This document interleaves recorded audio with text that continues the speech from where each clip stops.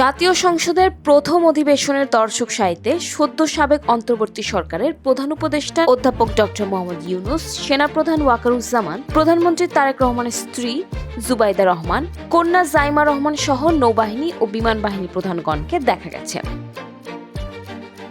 আজ বৃহস্পতিবার 12 মার্চ বেলা 11টায় শুরু হওয়া এই অধিবেশনে এই প্রতিবেদন লেখা পর্যন্ত ডক্টর খন্দকার মোশাররফ হোসেনের সভাপতিত্বে সংসদের স্পিকার ও ডেপুটি স্পিকার নির্বাচন প্রক্রিয়া সম্পন্ন হয়েছে।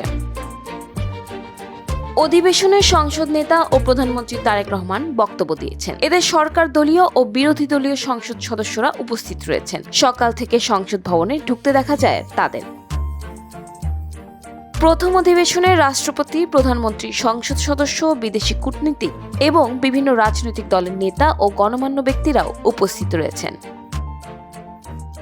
জাতীয় সংসদের অধিবেশনের দর্শক সারিতে সদ্য সাবেক অন্তর্বর্তী সরকারের প্রধান উপদেষ্টা অধ্যাপক ডক্টর মোহাম্মদ ইউনূস, সেনাপ্রধান ওয়াকারুজ্জামান, প্রধানমন্ত্রী তারেক রহমানের স্ত্রী জুবাইদা রহমান, কন্যা জাইমা রহমান সহ নৌবাহিনী ও বিমান বাহিনী প্রধান প্রমুখকে দেখা গেছে।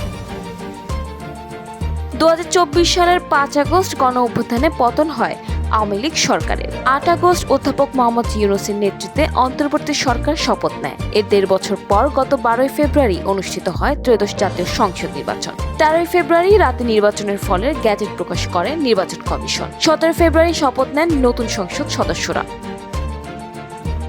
সংবিধান অনুযায়ী সাধারণ নির্বাচনের ফল ঘোষিত হওয়ার 30 দিনের মধ্যে সংসদের বৈঠক আহ্বান করতে হয়। নির্বাচনের ফলাফল ঘোষণার 1 মাসের মাথায় আজ বসল প্রথম অধিবেশন।